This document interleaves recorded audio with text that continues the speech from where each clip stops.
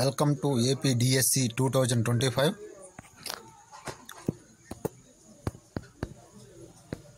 DSC 2025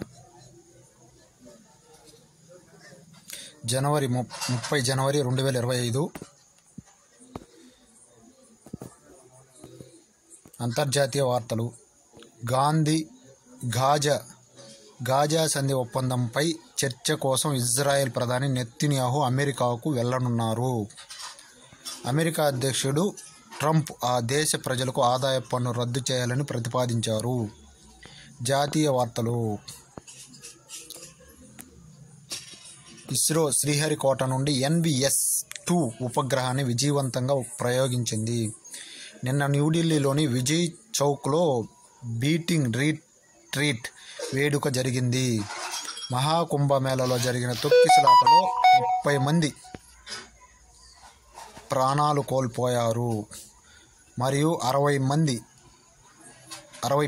మంది గాయపడ్డారు. Uttar Pradesh CM యోగి న్యాయ విచారణకు ఆదేశించారు. రాష్ట్ర వార్తలు. రాష్ట్ర ప్రజలకు 161 పౌర సేవలను అందించేందుకు వాట్సాప్ గవర్నెన్స్ను సీఎం చంద్రబాబు ఈరోజు ప్రారంభించనున్నారు.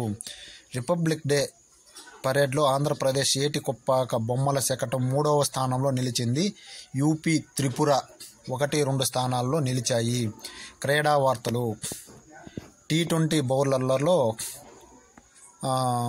బౌలర్ల ర్యాంకింగ్స్లో భారత స్పిన్నర్ వరుణ్ చక్రవర్తి 5వ స్థానానికి చేరుకున్నాడు. వార్తలు సమాప్తం. ధన్యవాదాలు. Please subscribe my channel.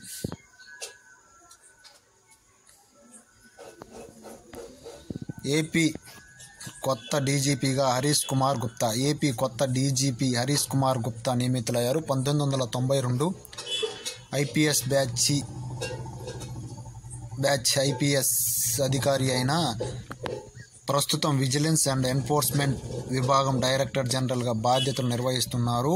ఈయన ఇప్పటికే ఓసారి డీజీపీగా బాధ్యతలు నిర్వహించారు. ఎన్నికలప్పుడు ఈసీ గతేడాది మే 6న ఆయన్ను డీజీపీగా నియమించింది. జూన్ 19 వరకు కొనసాగారు. తర్వాత ప్రభుత్వం సీనియారిటీ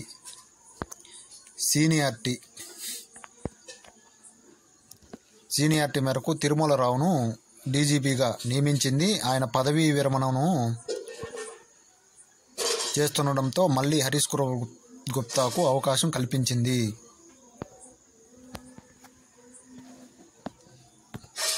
అరకు ఉత్సవం 2025.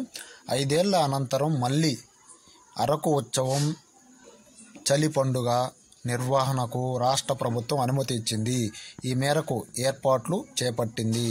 చలి ఉత్సవం పేరుతో పోస్టర్లు విడుదల చేసింది. ₹1 కోటి నిధులను కూడా మంజూరు చేసింది. ఈ గిరిజన పండుగను 2025 జనవరి 31 నుంచి ఫిబ్రవరి 2 వరకు నిర్వహించనున్నారు. దీంతోపాటు ఫిబ్రవరి 23 నుంచి 25 వరకు మారేడుపల్లిలో పర్యాటక కార్యక్రమాలు నిర్వహించేందుకు అల్లూరి సీతారామరాజు జిల్లా కలెక్టర్ ప్రభుత్వ అనుమతి కోరారు. Thank you. Please subscribe my channel.